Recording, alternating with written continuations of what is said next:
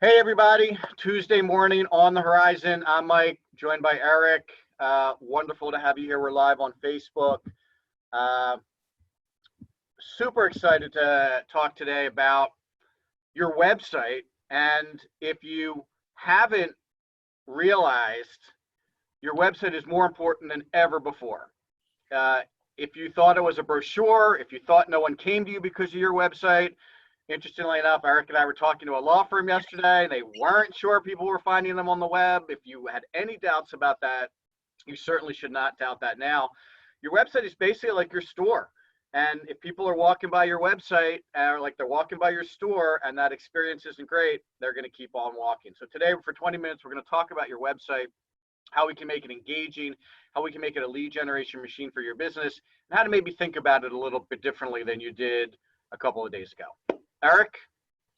Yeah, so HubSpot has really become quite the source of data for us. If you've been on previous episodes, you know we're talking about things that are coming on the horizon, things that are positive, things that you should be thinking about now to not only do more business and make more money, but really help some folks and connect with them long into the future. So HubSpot's been providing us with some good insights into what's happening based on buyer behavior and specifically the internet. So I thought we'd start today's session by giving you some of those statistics, which some of them are pretty mind-blowing. Number one, average monthly website traffic increased 13% in the month of March compared to the month of February. Now, 13% is pretty dramatic if you think about website usage and how it's become commonplace, standard operating procedure for most folks, and now all of a sudden 13% more activity. The average number of contacts added per website is up 51%, meaning that conversions, people who go to your website and convert into your database because they've given you some information about themselves, is up 51%. So people are dying for information, for data, and they're willing to interact with companies in order to get that information. Let's talk about emails, which is the predecessor to someone clicking through to your website if you're doing email marketing. Average email marketing volume increased 29% the week of March 16th. But more importantly, open rates increased 53% that same week. Across the month, the open rate was up 21%. So people are really engaging with digital information. Of course, it's a function that everybody's in their house, has a little more time, and they're glued to their computers. But these are stats that you should understand on how to make your website more interactive, and then dip your cup into that river of activity that's going on to get your share for your company. And finally, the last stat, which is very interesting, is that weekly chat volume on websites was up 15% the week of March 16th. So people are leaning on chat, they're more comfortable with using chat, and in a situation like this where we're home and we need information, chat becomes a really viable tool. I think that sets the table that we don't have to have a debate whether or not people are leaning more to online or interactive tools. They definitely are. The question is now, what can you do to respond to some of these changes in behavior? Yeah, that's excellent to kind of frame our conversation with data because that always makes it easier for everyone to kind of relate to this as a legitimate conversation. So awesome research on that data. So let's talk about the website just for a quick minute and let's continue the metaphor of like it's your storefront. By the way, it's your 24-hour, 7-day a week storefront. Even when your office is closed and no one can answer the phone and you can't go in there, people can still basically have an experience with your business. If you do provide B2C services and your store is closed, people can always go to your website and have an experience with your business. So Google published this stat years ago, and it gets basically validated on a regular basis. And I'm always quoting this because I'm so fascinated with it. You literally have 10 seconds to get someone's attention on your website. Now, if you're in an interactive experience like browsing, you know how distracted it is. You're getting an alert that you got an email and the back button is right there. So it's not surprising to think that you literally have that short amount of time to capture someone's attention, but you do. It's 10 seconds or I'm on the back button. And most of the time, the bad news about that back button is it goes back to their search where your competitors were listed with you. So if you lost them in 10 seconds, it's more than likely they're headed off to a competitor's website to see if they can have a better experience. So step one is we have to grab their attention. And typically we recommend that clients think about this with what we call the headline or the hero image, that first picture that pops up when you visit a website. And what we typically encourage clients to try to come up with is a disruptive, compelling, emotional message. So if you think about that, something that draws me in or draws you in, something that helps you understand that you're in the right place, that this company understands you, but maybe tugs inside here a little bit. We talked a couple days ago about people making purchase decisions emotionally. These messages really have to be emotional as well. One of the companies we're working with now actually provides cleaning services. It's a very timely service, but cleaning services for supermarkets, for fitness centers, for offices. And as we start to get back to work, whether the place is clean or not, and not clean like it used to be, like I can go into the locker room and feel comfortable wearing my flip-flops, but lick the floor clean, no one's going back into that fitness center. So their message is clean has changed forever. So think about that. If you land on their website and you're looking for cleaning services, that is exactly how you feel. If I don't make my place so clean that people are going to feel safe, literally physically safe to come back into my store, they're not coming back in. So that is a very emotional and compelling message. The first thing I think is changed forever. Like, what does that mean? I got to learn about that. What changes are going on? How do I need to know more about this, right? So mission accomplished. 10 seconds, disruptive, compelling, emotional message. And now I'm interested in looking around. So the back button falls to the side, and I'm going to see what other kinds of interesting information this website has, because they're obviously telling a very interesting and compelling story. Before I go on, Eric, you want to comment about that at all? No, I think that's critical. Those 10 seconds are the key, because it's not like someone says, I'll come back later and see if I connect. They're gone forever. Right. Now, let's also talk about this idea of who's coming to your website. So a lot of businesses feel like they're relationship based and referrals are what's most important to them. And I'm sure that is true in a lot of cases. In fact, we always say the first way you're going to find any kind of new service providers to ask friends, family, colleagues, like, who do you recommend for this kind of thing? The trusted reference is really the first source of information about a new business. But if I get that reference, I'm going to visit your website. And no matter how good your reference was, if your website isn't strong, I'm probably going to leave, because I'm now drawing my own conclusions. So just because Eric told me a business was great, if I go to that website and I'm not impressed, I'm on to the next website. So regardless of where people are learning about you, that website needs to really be strong. Now, here's what people miss. Almost every business is looking for the website to generate what we call sales ready leads. Those are the people who want to talk to you today. Problem is, somewhere between 90 and 95% of the people who visit your website are not ready to talk to you. So if all you've done on your website is given them the opportunity to speak to a website, great. If all you've given them the opportunity is to speak to a sales rep, schedule a demo, contact us, or get a quote, which, by the way, are the 4 most popular offers we see on websites when prospect comes to talk to us, you're only talking to between 5 and 10% of the people who are visiting your website. So for our clients, you're talking about somewhere between 1,000 and 2,000 or 3,000 visitors a month that come to our clients' websites. They're only really addressing a few hundred of all of those people who are coming to the website. So you have to think about what those other people want. Those other people who are not ready to talk to you yet, they want information. They want to get educated. They want to learn about what clean has changed forever. They want to learn about what that means. So you have to fill them up with educational content that is going to help them start their buyer journey. The cyclonic buyer's journey talks about people who are in the awareness stage and in the education stage. They're trying to learn about what's going on in this industry, and you have to feed them. They are literally starving. They found your store, they stumbled in, and you have to now nurture them, nourish them. You have to nourish them with information. And you have to have information of all kinds. The wider and more diverse your information on your website, the more chance you're going to have to get a conversion. This is someone new who you didn't know before, who is now giving you their contact information, just like Eric talked about a couple of minutes ago. If I offer them research and they're geared towards reading and research, they're going to connect.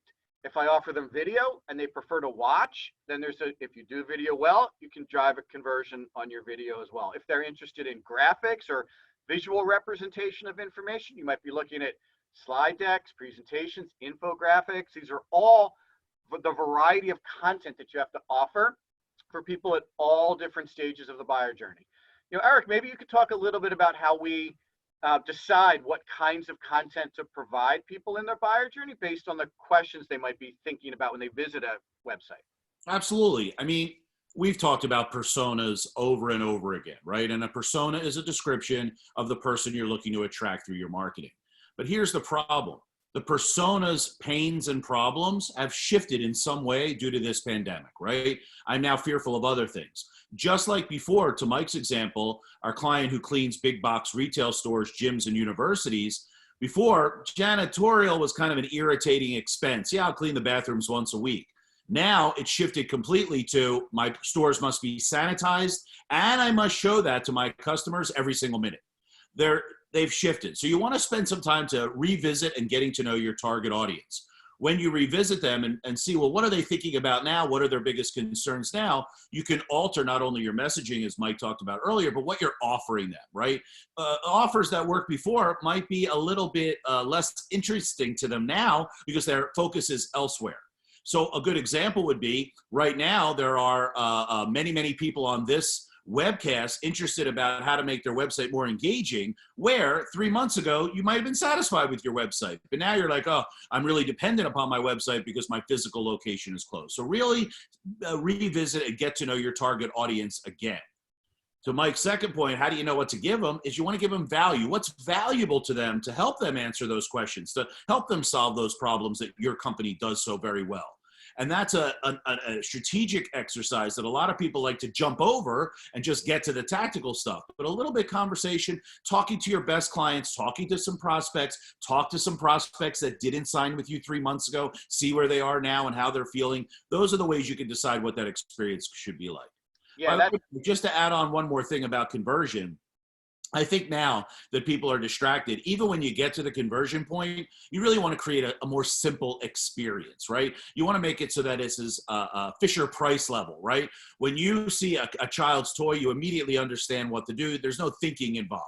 That's what you have to do. I've seen many websites with complicated offers and long descriptions of offers. Really boil it down to a simple experience so that people enjoy and appreciate the fact that they came to your website and you thought of them.